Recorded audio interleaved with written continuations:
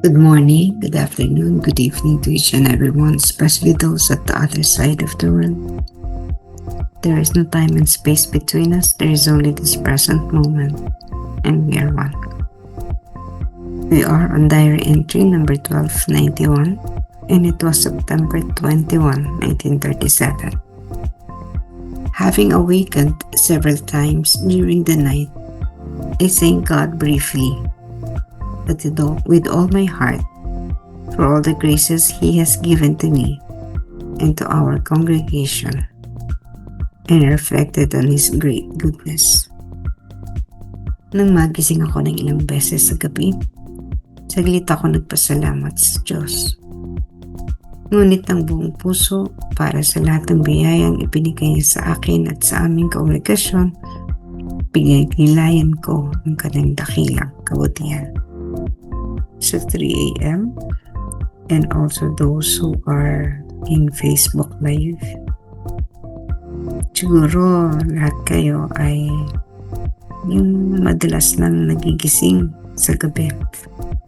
Ihi, tulog yung ihi, no? Disturbed ang tulog. Kasi nga palagi na ihi. Sa case ni Faustina, we do not know kung ganito na talaga siya. Kung nagaganap na sa kanya yung gabi-gabi nga rin na madalas may ihi. Dito hindi naman sinabi that madalas siya naiihi. Nagigising lang siya during the night. Dito, nung nagigising siya, salamat siya sa Panginoon para sa lahat ng mga grasyang binigay sa kanya ng Panginoon, pati sa buong kongregasyon. Napakabuti ng Panginoon, sabi niya. So do you remember the other night? Hindi tayo lahat nakatulog. Eto, hindi tayo nakatulog. Hindi yung simple lang na nagising. Dahil nag-aalala tayo doon sa paparating na bagyo. And we all knew that this typhoon is bigger than the country, no? Kitang-kita sa satellite image. Talagang thick clouds hovering above the Philippines. Buong Pilipinas yan, kaya in every part of the country marahil umulan. Iba-iba yung antas, yung malakas. Pero yung malapit sa sentro o yung sa mata ng bagyong uwan, malakas ang ulan noon, ano? Kaya din ang hangin, kasabay sila. So sino pa ang hindi mag-aalala sa gabing iyon? Lalo na yung mga talagang nasa track ng bagyo, kung saan magla-landfall siya. Hindi pa man siya nagla-landfall, napaka laki na ng pinsala. That's why I found myself, no, nag-alala ako talaga sa Ikuloy.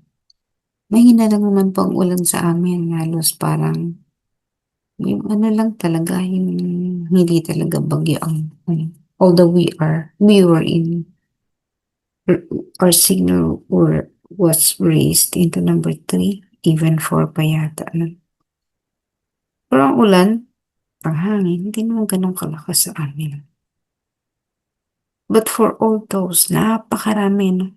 Ang extent ng pagkawasak ng ginawa ng bagyong ito, ang tindi, no? Talagang north to south. Hindi nila sa region. Actually, it has caused yung entire Luzon a destruction. Now, we were so thankful that it was crushed by the big mountain, the mother mountain, which we called Sierra Madre.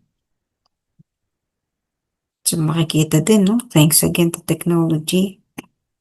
Makikita natin how the mountain was able to crush the eye of the storm. Kitang-kita talaga, no? Na humina yung kanyang lakas pagsalpok niya sa bundok. Pero syempre, yung dinaanan niya yung nasa unahan. So, yung mga nasa tabing dagat, coastal area, winasiwas, the storm surge, ang tindi. Pagka-umaga, no, we were all thankful despite the damages it has caused. No, hindi naman din talaga may ikakailang yung damage. Kasi nga sobrang lakas, hindi pa nag-landfall, ang dami ang damage, lalo na nung landfall na. And even after it has crossed the Philippine area of responsibility. So we woke up in the morning, yung mga nakatulog at yung sa mga hindi nakatulog. Nagpapasalamat tayo sa Facebook, ang dami. Papasalamat sa Diyos. Pero nga sa kabila ng distraction, pasalamat pa rin tayo kasi kung di nawasak yun, mas matindi. Talaga siguro buong bansa. Dapa. Buong bansa. Kung ano yung itsura ng Cebu siguro, ganun ang itsura ng buong bansa. So parang pinatikim tayo, no? This is the power that nature can give, the destructive power of the water and the wind. But still, we were very, very thankful to the Lord because of our prayers. Yung iba,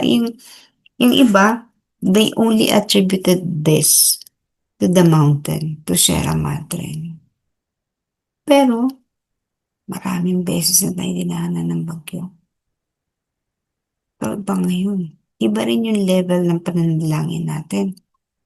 Napakarami talagang, kasi naranasan na natin yung Yolanda. No, nakita natin yung destruction nun na hindi tayo naganda. Hindi ganun kahanda. Akala natin ganun lang.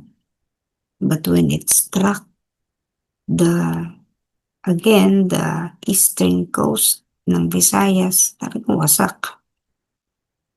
Pero this time, because we were able to prepare, may destruction man, konti lang yung buhay na nawala dahil nakapaghanda.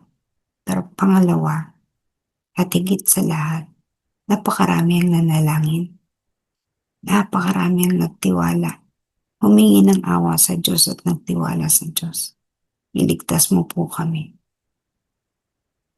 So, what I am pointing out is this, na hindi lamang ito yung preparation na ginawa natin. No? Yung physical preparation by evacuation, no? Hindi lang yun.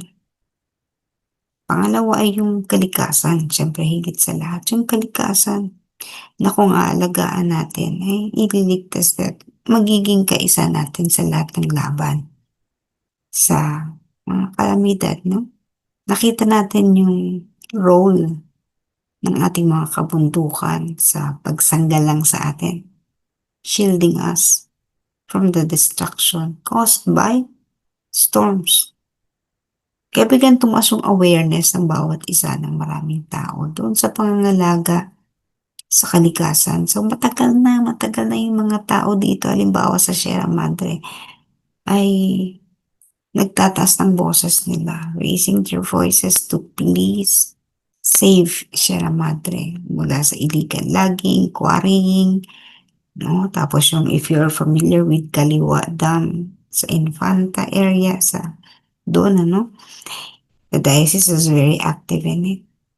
If you're familiar, pero hindi, ngayon nyo lang yan naririnig because of the typhoon. Dati sila lang nakikipaglaban upang protektahan ang kabundukan ng Sierra Madre. Ngayon, nagising ang maraming Pilipino. Abay, oo nga, sobra na pala ang destruction sa kabundukan. And we need to protect this. So, tumaas ang awareness natin because of the great typhoon. It has exposed a lot of things. It has exposed the corruption in the government because of the flood control projects. No, consistent na ang tubig ay binubuksan. No, ang matagal nang nakatagong korupsyon. Binuksan niya ng tubig consistently. No, kasi tayo medyo papatay-patay pa rin. No, ang tagal na pero parang humihina yung ating pamamaraan, ang pagtutulak for transparency, accountability. Kaya yung sunod-sunod na bagyo talagang consistently, "Uy, mga Pilipino gumising na kayo." And so, ang daming mga Pilipino ang nagigising. Okay, so pangatlo siyempre at ang pinakadahilan ng lahat ay ang ating pananalangin.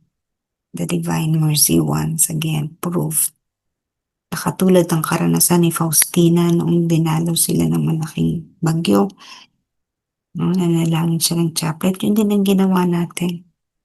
Bilang mga deboto, marami talaga nagdasal, whether online, offline, no, sabay-sabay, nanalangin. And the Lord heard our prayer.